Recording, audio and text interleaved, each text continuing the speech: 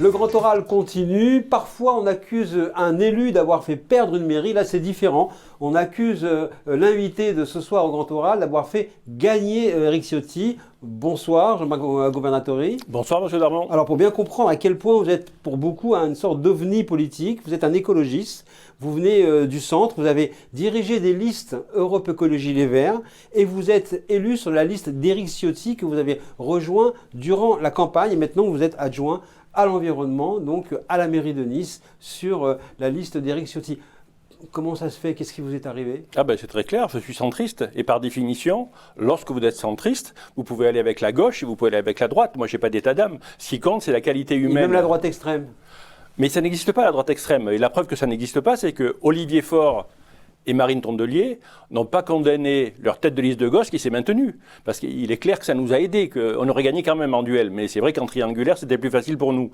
Mais le fait que la direction nationale n'ait pas condamné sont la preuve évidente que le RN extrémiste, c'est du pipeau, quoi. C'est juste pour le narratif. Alors, on va traduire pour le grand public ce que ça signifie. C'est-à-dire que la liste de gauche, en se maintenant, elle montrait en fait qu'en réalité, pour elle, il n'y avait pas un danger, entre guillemets, antifasciste, selon la phraséologie habituelle, et que donc il n'était pas nécessaire d'activer un front républicain. C'est la raison pour laquelle elle s'est maintenue, tout en disant « je me maintiens » parce qu'il y a aussi de l'extrême droite chez Christian Estrosi et de l'extrême droite chez Éric Ciotti. Mais elle s'est maintenue quand même. C'est-à-dire qu'elle considérait qu'il n'y avait peut-être pas tant de danger que ça, alors. Le fait est que Éric Ciotti était soutenu par le RN, par son propre parti, l'UDR, et par mon parti à moi, Écologie au centre. Et ça, c'est la formule gagnante pour Nice et pour la France. Alors, à gauche, on dit Ciotti a gagné parce que vous avez trahi le camp des écologistes. Qu'est-ce que vous leur répondez?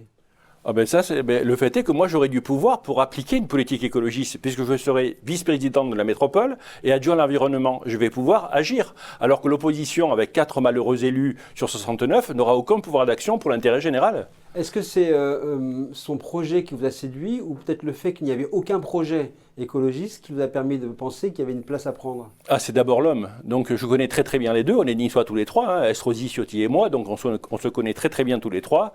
Et le fait est que tout le monde sait à Nice que Ciotti comme Estrosi sont 2 hommes de droite, sauf qu'un porte des boulets, le bilan, les affaires, et que l'autre a beaucoup d'atouts, et c'est un homme d'honneur, et donc je l'ai suivi pour ça. Alors, on dit maintenant que finalement vous êtes un allié du Rassemblement national, ça vous va? Ah non, moi je suis un allié d'Éric Ciotti et de l'UDR, mais qui lui est un allié du RN. Oui, mais personnellement, je n'ai jamais voté FN ni RN, mais pas pour les raisons que donnent les délinquants politiques ou les mal informés. Je n'ai jamais voté pour ce parti-là parce que comme la gauche, comme la Macronie et comme LR, ils sont porteurs d'un projet de société du XXe siècle, sans les vertus que moi je propose dans mes livres sur un projet de société écologiste du XXIe siècle. Alors on va en parler effectivement du projet écologiste, mais avant, pour comprendre encore les mécaniques qui ont fait que vous avez au fond rejoint donc Éric Ciotti, que vous êtes maintenant l'allié et adjoint à l'environnement, à la fois donc à la mairie, mais également à la métropole, que vous allez co-diriger, vous allez co-présider. Donc vous êtes vraiment maintenant une pièce maîtresse du nouveau jeu politique d'Éric Ciotti.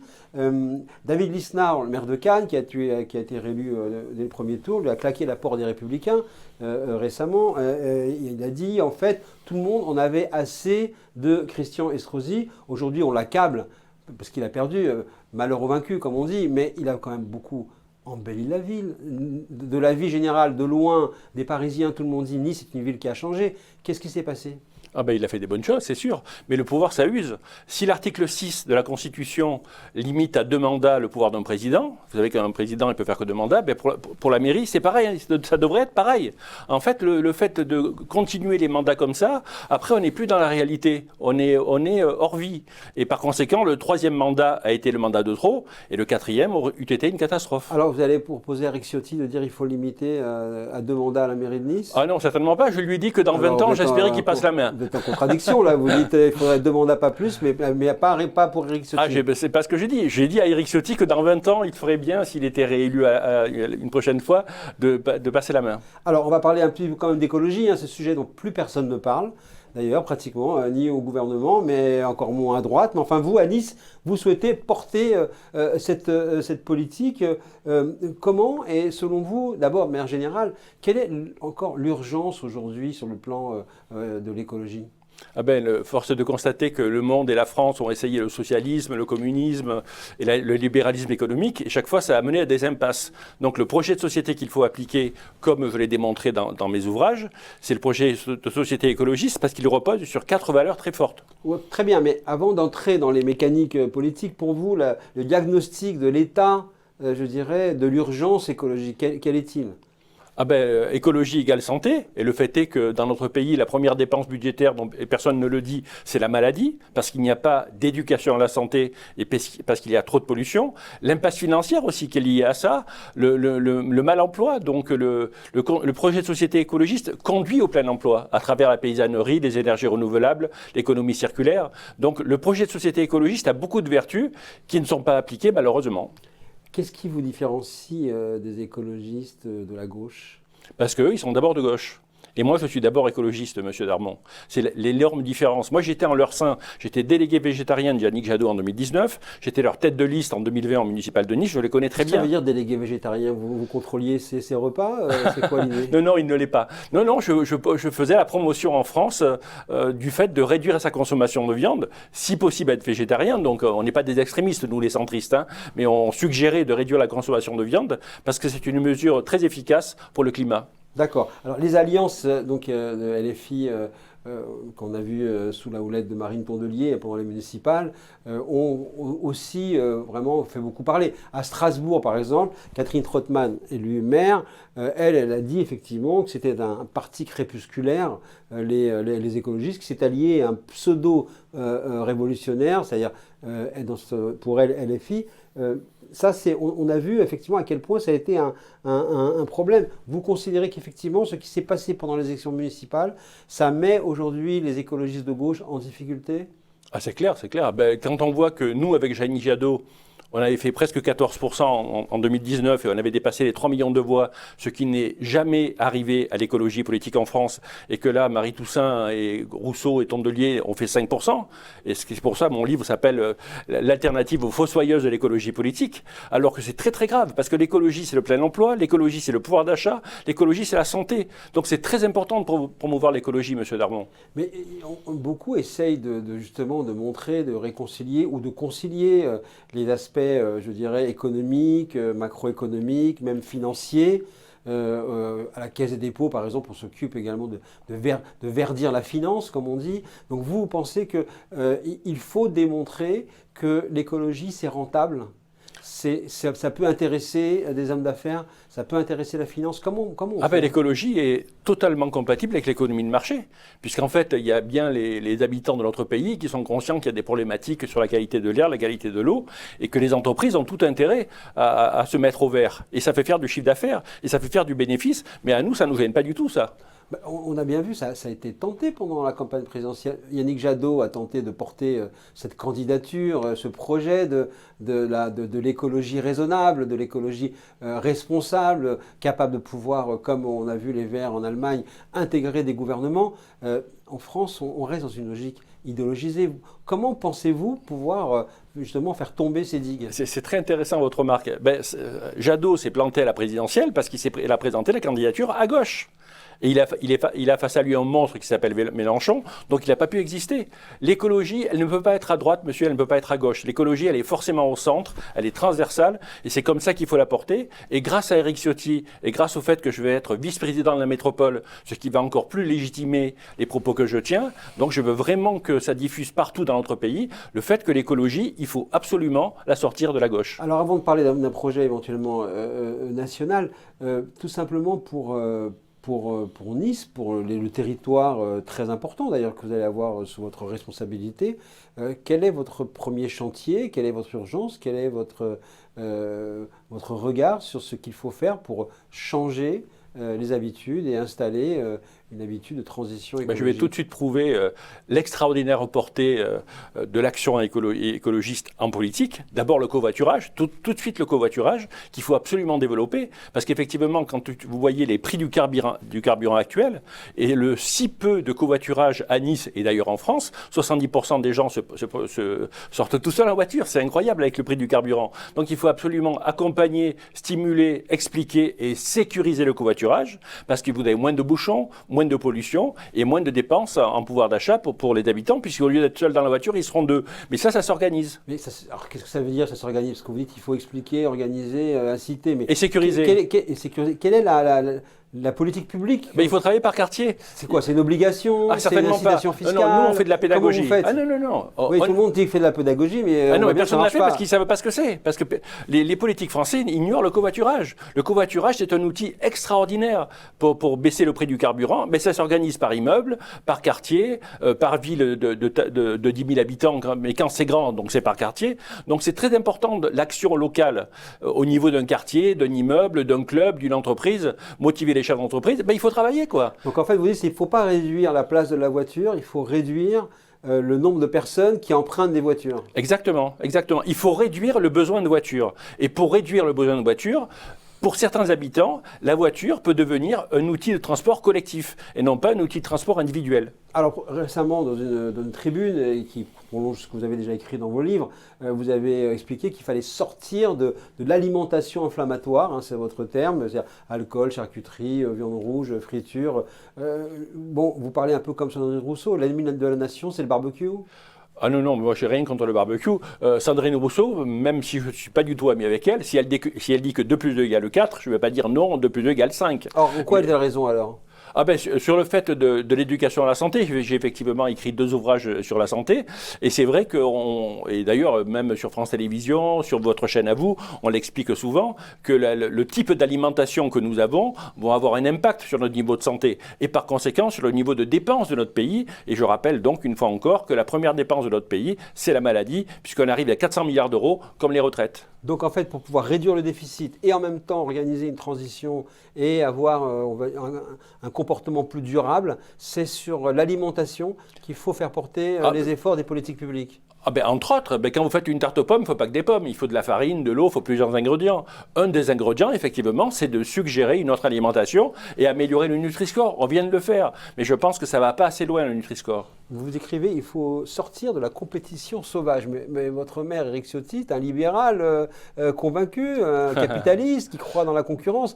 Vous allez pouvoir vous entendre avec lui? Nous aussi, nous, écologistes centristes, nous croyons aussi dans la concurrence. Je trouve que M. Ciotti est un homme ouvert. Donc c'est un homme qui réfléchit, donc qui peut envisager qu'effectivement, par exemple, moi j'ai une idée, je veux organiser les rues où il y a beaucoup de commerces en centre commercial ouvert. C'est-à-dire qu'on voit quelques commerces de proximité, des commerces vides, eh bien la municipalité peut travailler avec le comité de commerçants de la rue en question pour mettre des commerces qui manquent, pour que ça apparaisse aux yeux du public comme étant un centre commercial à ciel ouvert. Vous avez souvent également fait référence, et encore une fois dans cette tribune que je lisais l'autre jour, et en suivant un peu les différents articles et interviews que vous faites souvent référence à la rupture manquée de François Mitterrand. Donc pour vous, aujourd'hui, qui peut être capable de changer la vie, pour reprendre aussi un de ses slogans pour 2027? Effectivement, c'est l'alliance RN droite que l'on voit à Nice. Ceux qui nous regardent et qui s'intéressent à la politique savent l'espoir extraordinaire qu'a levé François Mitterrand auprès de millions de gens en 81, et 2 ans après, ils étaient tous dépités, comme d'habitude. Donc le seul élément qui peut changer la vie et qui peut effectivement donner un espoir qui se concrétise, c'est de changer de modèle. Et changer de modèle, ça veut dire avoir un projet de société qui repose d'une part sur l'autonomie. Le mot autonomie est capital. Tendre vers l'autonomie alimentaire de notre pays et tendre vers l'autonomie énergétique de notre pays et l'autonomie des personnes.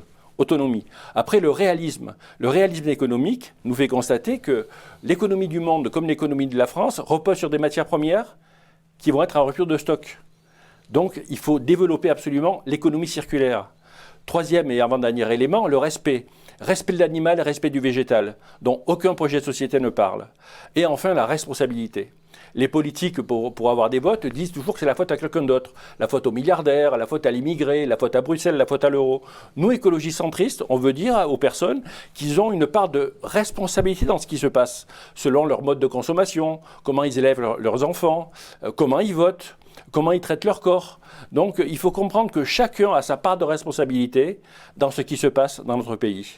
Comment allez-vous arriver au fond à faire en sorte que les Français s'intéressent à ces sujets lorsqu'on sait que, étude après étude, leur préoccupation première, c'est le pouvoir d'achat, le logement, l'éducation, avant même les questions régaliennes d'immigration ou autre sujet. C'est la sécurité qui arrive évidemment très haut dans leurs préoccupations. Comment peut-on arriver, au fond, à les intéresser à ces sujets? Parce que je démontre que l'application du projet écologiste comme le covoiturage, par exemple, et comme la rénovation énergétique, ça fait faire des économies, ça impacte le pouvoir d'achat, ça crée des emplois, ça amène au plein emploi. Albert Jacquard avait préfacé l'un de mes livres qui s'intitulait « Politique écologique égale plein emploi ». Rappelez-nous en quelques mots qui était Albert Jacquard pour ceux qui ne l'auraient pas Albert connu. Jacquard, c'était un généticien, philosophe extraordinaire qui est décédé en 2013 et qui est connu de plein de gens quand même.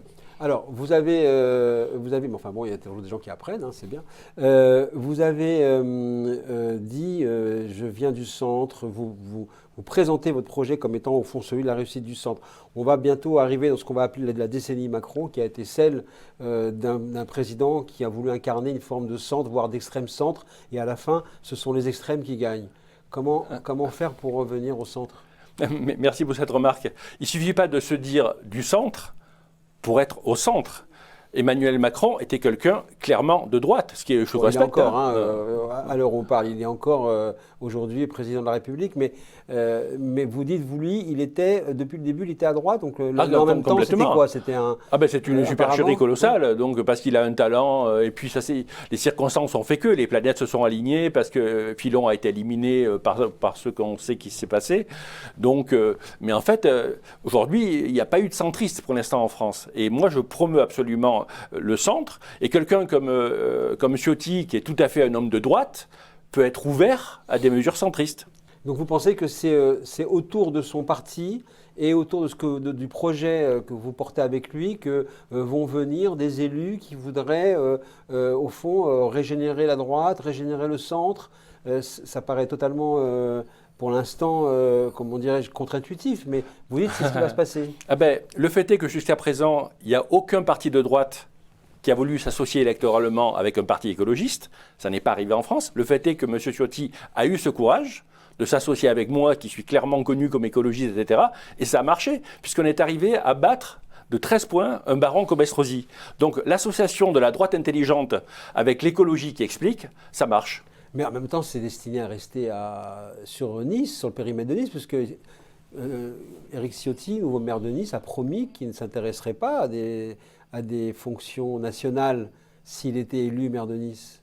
Ah mais il y a d'autres partis de droite, M. Darmon. Et puis M. Ciotti est le président national de l'UDR, il est président d'un groupe à l'Assemblée nationale, donc il a évidemment un impact national. Et ce que nous avons démontré dans la 5e ville de France, pour la première fois dans l'histoire de la 5e République, que associer très officiellement la droite et l'écologie, eh bien ça marche non seulement pour l'intérêt général, mais ça marche aussi pour gagner une élection. Alors le 7 juillet, on saura si c'est Jordan Bardella ou Marine Le Pen, par la décision de justice de la Cour d'appel, qui concerne donc le dossier de Marine Le Pen, si elle peut être candidate ou pas. Marine Le Pen dit moi je suis ni de droite ni de gauche. Jordan Bardella dit moi je suis plutôt pour organiser une nouvelle fusion donc, à droite. Vous êtes de quel côté, vous? Ce qui est important, c'est de ne pas s'attacher aux mots. Parce que chacun charge les mots à sa façon, vous le savez très bien. Oui, vous interrogez 10 personnes. Ce qui compte, c'est... Non, pas du tout. Ce qui compte, c'est le projet. En l'état actuel, je ne soutiens aucun des deux parce que le projet est un projet du XXe siècle, comme je l'ai expliqué tout à l'heure. On ne parle pas d'autonomie, on ne parle pas de réalisme, on ne parle pas de respect et on ne parle pas de responsabilité. Donc, ils ont les mêmes tares que les partis conventionnels. Donc, pour l'instant, ça ne m'intéresse pas. Maintenant, je serai attentif à ces personnalités qui sont, quand on parle d'extrême droite pour M. Bardella ou Mme Marine Le Pen, eh bien, quand vous comparez leurs projets en matière migratoire, en matière de sécurité des biens et des personnes avec M. Darmanin et M. Retailleau, je vous mets au défi de trouver une différence. Donc, à ce compte-là, ils seraient tous des extrêmes droites. Donc, ça, c'est du pipeau. Donc, c'est que pour le narratif, pour créer des divisions, parce qu'on a pris cette habitude. Donc, c'est capital que le projet de société soit imprégné par l'écologie pour gagner 2027. Vous craignez ce que l'on évoque souvent, alors plutôt chez les journalistes et chez quelques élus pour l'instant, et même quelques sondeurs, le duel Mélenchon-RN, candidat RN pour 2027. Vous pensez qu'il y a vraiment un gros risque pour que cette configuration arrive ? Enfin, moi, j'appellerais pas ça risque, puisque ce serait le choix du peuple. Donc, il est possible que ça se passe, effectivement. Et dans ce cas-là, c'est M. Bardella qui gagnerait. Mais s'il gagne avec le projet d'avant, C'est très mal pour l'intérêt général. Donc je veux qu'il gagne avec le projet que je porte, au moins en partie, comme a su s'en inspirer M. Ciotti. Et compte tenu de la qualité relationnelle qu'il y a entre M. Ciotti et M. Bardella, j'espère bien pouvoir influencer le projet du RN. C'est-à-dire qu'effectivement, dans un cas de duel Mélenchon-Bardella ou RN, vous êtes, vous, du côté du RN? Ah bien sûr, oui. La presse, donc, effectivement, met en avant le fait que cette possibilité donc, puisse se produire. Mais qu'est-ce qui pourrait éviter donc, un duel que certains présentent comme inéluctable entre LFI et le RN? Il faut que Xavier Bertrand, Édouard Philippe, Attal, qu'ils se mettent tous d'accord. Donc, mais à partir du moment où il y aura deux candidatures de ces personnalités-là, de ce qu'on appelle le bloc central, eh bien effectivement, à la finale, ce sera Mélenchon-Bardella, si Madame Le Pen est éliminée. On a le sentiment, vu déjà les premières passes d'armes, on va dire, c'est que ça va être très difficile de trouver un accord à droite. On voit bien qu'il y a beaucoup de tensions entre les primaires, entre les ambitions, entre les personnalités, même d'ailleurs dans votre région, dans le sud. Il y aura une possibilité de s'entendre? Vous pensez que l'intelligence collective peut prévaloir? Alors moi, je pense qu'il y a un accord tacite qui n'est même pas officiel, qui est actuellement qui dit que la droite conventionnelle, ils seront deux, et puis la gauche conventionnelle, ils seront deux. Il y aura Mélenchon et Glucksmann. Voilà, et à droite, il y aura qui? Il y aura peut-être Xavier Bertrand et Édouard Philippe. Donc en fait, ils se disent que le meilleur des quatre, il sera au second tour contre Bardella. Voilà. Vous pensez qu'il peut y avoir quand même un candidat centre-droit ou centre-gauche qui puisse arriver au second tour? Je pense quand même que Mélenchon fera plus que Glucksmann. Donc, mais effectivement, Édouard Philippe ou Xavier Bertrand pourra faire quelque chose, oui, effectivement. On a le sentiment quand même que même s'ils étaient très en rivalité, très opposés, Éric Ciotti et Christian Estrosi, il y a un sujet sur lequel ils sont toujours entendus, c'est le soutien à Israël. C'est la lutte contre l'antisémitisme. Est-ce que vous pensez qu'aujourd'hui à Nice, il va y avoir encore un des soutiens affirmés, comme ils l'ont été à l'époque de Christian Estrosi, vis-à-vis de la situation en Israël et vis-à-vis de la lutte contre l'antisémitisme? Sans aucun doute, mais en ne mettant pas le drapeau sur la façade. Parce que là, ce qui a été reproché à M. Estrosi, c'est qu'il a laissé pendant des années le drapeau israélien sur la façade. Et pour vous, c'était une erreur? Je pense qu'on peut le faire une semaine parce que tellement c'était énorme ce qui s'est passé le 7 octobre 2023, c'était un pogrom. Donc je comprends qu'on puisse le laisser 7 jours ou 15 jours dans une forme de deuil, effectivement. Mais de là à le laisser 2 ans, je pense que, en principe, on est laïque. Donc le drapeau, moi je verrais bien le drapeau français, le drapeau européen et le drapeau niçois. Mais M. Ciotti, effectivement, il est comme M. Estrosi de ce point de vue-là, mais à ma connaissance, sans drapeau. C'est-à-dire que vous considérez que ça a été une erreur de la part de Christian Estrosi de maintenir aussi longtemps le drapeau israélien sur la mairie de Nice? Oui, et lui-même d'ailleurs l'a dit à demi-mot, vous avez vu dans la dernière semaine de campagne où il est allé voir un groupe musulman pour leur expliquer. Mais enfin, là il était vraiment dans des actions désespérées, il ne savait plus quoi faire pour espérer gagner 2-3 électeurs par-ci, 2-3 électeurs par-là. Mais à la fin, ça ne marche pas. Je pense que quand on mène une élection politique, il faut être clair et sincère. Et au moins à la fin, M. Estrosi ne l'était plus. Aujourd'hui, on voit bien que la campagne présidentielle est en train déjà de démarrer. Vous pensez que les candidats doivent être désignés par des primaires, par une grande compétition qui réunit tout le monde, ou est-ce que c'est, comme vous disiez, un accord tacite qui en général n'est jamais accepté par les intéressés, surtout celui qui n'est pas choisi? Pour bien connaître le milieu politique, toutes ces personnalités fonctionnent au sondage. C'est triste, mais c'est une forme de sondocratie qu'on doit regretter. Mais je pense que si à la fin de l'année 2026 ou début 2027, certains sont décrochés qui sont à 5 ou 6 alors que d'autres sont à 15, par ce biais-là, ils vont trouver qui va y aller ou qui ne va pas y aller. Pardon, mais on a vu, et d'ailleurs, ces jours-ci, on a rendu hommage à Lionel Jospin, qui avait la Dream Team, comme on dit, mais cette même Dream Team l'a mis dans le fossé parce qu'elle n'a pas voulu justement s'unir. Et on a eu des personnalités qui ont maintenu des candidatures. Mais oui, il y avait 6 avec effectivement toutes les personnalités de la gauche plurielle. Ils étaient 6. Il y avait 6 candidats de gauche en 2002. C'est pour ça qu'on voit bien que même lorsque les gens pensent qu'ils n'ont pas forcément de chance de réussite, ils se maintiennent. C'est vrai, mais en principe, l'expérience doit s'avérer quelque chose. Donc je pense que si la droite conventionnelle, ils y vont à 3 ou 4, ils se disent bien que c'est sûr et certain que la finale, c'est Mélenchon-Le Pen ou Mélenchon-Bardella. Et je crois qu'ils n'en veulent pas. Donc à un moment donné, je pense qu'ils vont se mettre d'accord pour être au pire d'eux. Bon, vous pensez que vous allez commencer à étendre votre projet d'écologie au centre? À partir de quel moment? Parce que là, vous allez vous concentrer quand même sur votre région. Oui, mais ça va être un exemple extraordinaire, Monsieur Darmon. Nous sommes la deuxième ville la plus visitée de France, grâce au climat et grâce à la situation géographique. Donc tout ce que nous allons faire à Nice en matière de rénovation énergétique, de potagérisation de la ville, de covoiturage, d'autonomie alimentaire et énergétique, ça va se diffuser partout et ça va se faire savoir. D'accord, écoutez, vous viendrez effectivement nous en parler. Merci beaucoup d'être venu donc, effectivement au Grand Oral. On va se retrouver pour un prochain numéro. D'ici là, portez-vous bien.